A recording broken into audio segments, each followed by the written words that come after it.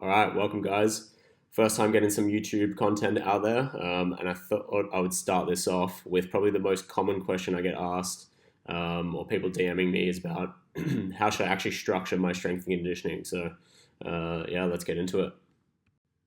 So before we actually get into it, I should probably preface this whole presentation in that many roads lead to Rome. So this isn't the only way to program. This isn't the only way to structure your program. There's a million different ways that you can actually go about it. But this is one way I've found to work for me and to work for the guys that I actually work with. So there's heaps of different ways, but this is just one way I've found to work. So this is basically the general overview of how I'd structure most workouts. Obviously, this is going to depend on, I guess, where you're at in camp, whether you're injured, and a few other different things. But this is generally how most programs I write are structured. But again, they can be structured in heaps of different ways depending on what the focus is. But yeah, this is a bit of a general overview. But I'm actually going to break it down into more detail over what a 2 day a week of gym looks like. But yeah, I'm going to run through what I'm actually putting in each of those blocks. So basically, all my programs start with a bit of mobility. Then you get into your velocity block, your strength block for the lower body, strength block for the upper body. Then your accessories, robustness circuit, and then some conditioning to finish. So like I said, I'm going to be breaking down what this would actually look like over 2 days per week in the gym. So like I said, all sessions are going to start with some sort of mobility. So I guess this is for two main reasons. Basically to get the blood flowing, just to move around a little bit so you're not just getting straight into some lifting or some plyos or ballistic or whatever it might be. But also to free up some space around where boxes usually feel tight. So a lot of the complaints I get are usually around lower back, thoracic spine, shoulders, hips. So this is where we can really target some mobility for those areas. So I mean, you look at in a way there in that photo, obviously need some good shoulder mobility, thoracic mobility, hip mobility. So this is just where you can really target those right before you actually get into your workout. So you're not, I guess, missing out on it. So I thought I'd show some specific examples of what this might actually look like. So again, really targeting that thoracic spine, shoulders, hips, basically everything we mentioned on that last page. So over on the far left there, we got a bit of a tabletop width for each. So really targeting those around the shoulder, that shoulder girdle, and then as you're going up into that hip extension as well, just a bit of a hip flexor stretch as well. Moving over to the downward dog to pigeon. So this is good for some thoracic extension, freeing up some space around the shoulder, getting that shoulder girdle moving, and then moving down into that pigeon, get a nice glute stretch to free up some space around the hips as well.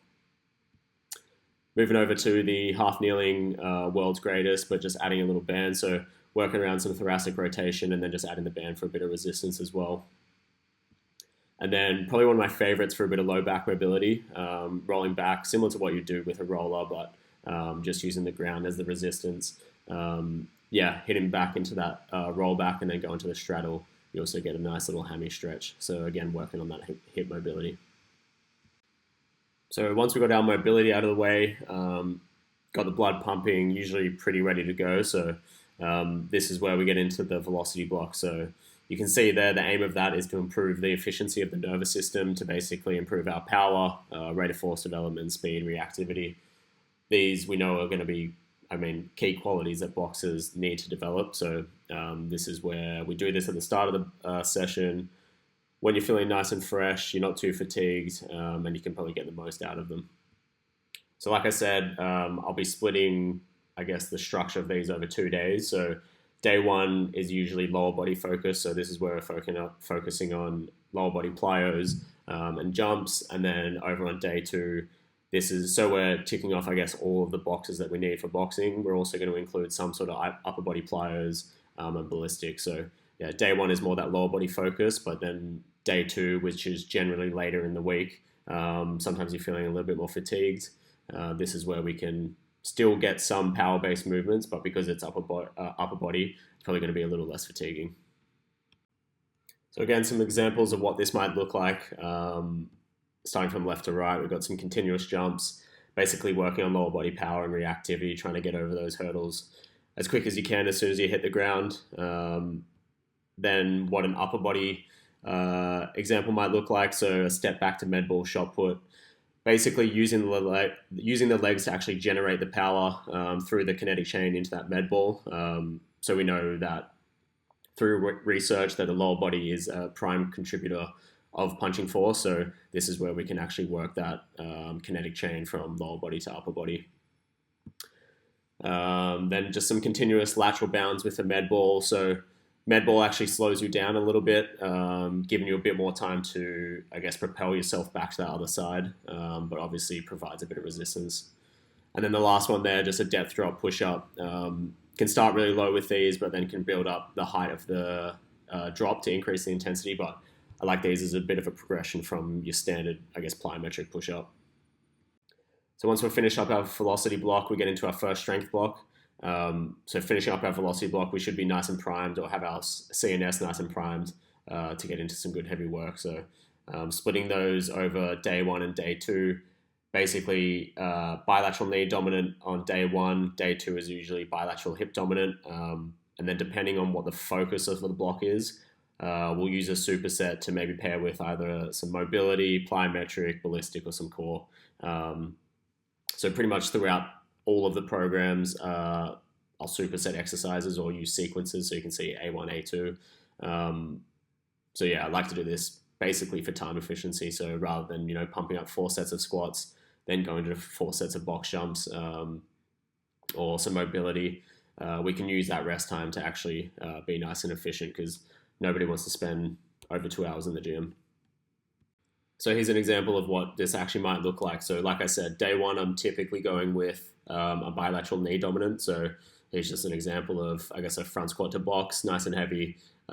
Whereas day 2, a bilateral hip dominant, so just a standard RDL. So I like to put these on separate days so we can really focus on, I guess, pushing the strength of those movements and build some quality into those movements.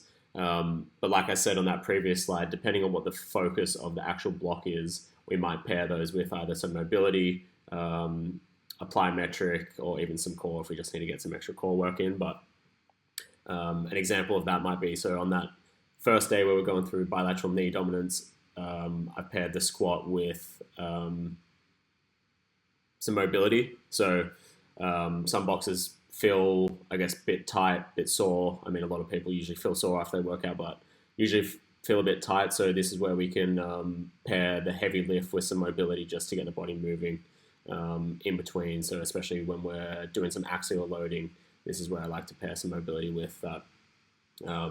But on the other hand, if we're working more in a power block, I might pair the heavy lift with some sort of ballistic or plyometric. So in this second part, I've got that heavy RDL, and then I move into a banded broad jump. So basically using a post-activation potentiation sequence where we load up movement pattern nice and heavy, and then we do a similar movement unloaded. So basically priming our nervous system to produce high outputs in that ballistic or plyometric-based movement. So once we finish up on our lower body strength block, we move into the upper body, or our strength block 2. So aim there to improve the strength or power of the upper body. So like I said, splitting these over 2 days. Day 1, I'd probably focus on that horizontal push-pull, and then day 2, more that vertical push-pull or vertical pull-push. That way we're just ticking off all the boxes that we need. So here's some examples of what that might look like. Like I said, day 1 being that horizontal push-pull. An example of that might be some alternating dumbbell bench press into a rotational row on the cable, like I said, with that horizontal emphasis. And then day 2 is more that vertical emphasis. So I usually start with a pull-push, starting there with some pull-ups and then into a push press. So yeah, nothing really fancy here, but just making sure we're covering all bases. Obviously, this might change depending on the fighter, what they specifically need, where they are at camp, some injuries. So as I mentioned earlier, it's not going to be the only way to program for boxers, but this is just a good general way to make sure you're ticking off all the boxes that you need. So finishing up with the strength block, and move into some accessories. So basically addressing specific lower body weaknesses, but obviously you can include some upper body here as well if that's a particular weakness of yours. But I like to use accessories to really address those, and then also pairing that with some core. So obviously need some good core development for boxers, so this is where I like to include some work here. So here's some specific examples of what that might look like. So like I said, unilateral emphasis for the lower body. So single leg RDL with the landmine attachment there. You can really load these up heavy, which is nice. And then for the more that knee dominant, also getting some good adductor work.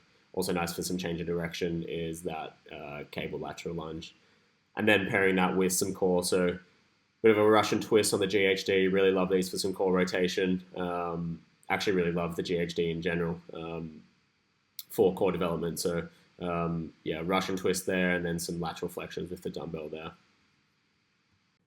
So to end the lifting part of the program, I finish up with a robustness circuit. So this is basically just to give some love to any areas that are commonly injured within boxing. So most boxers will know, and we know from research, that the neck and shoulders, hands, wrists, and elbow are typically the most injured, but that's not to say you can also use this part of the program to focus on the lower body or basically any area of the body that you've had previous injuries with, but basically just to give some extra attention to areas that are injured. Again, you can also use this for some hypertrophy work. If you need to put on a little bit of extra size, this is where this can come in. So a bit more volume-based work. I think I started using robustness circuits when I was at my internship at Athletes Authority under Lockie Wilmot. I think he termed them resilience circuits, but that's where I first learned them. And then I think saw Jeffrey Chu probably coined the term robustness circuit, but yeah, I do like including these into all workouts I prescribe.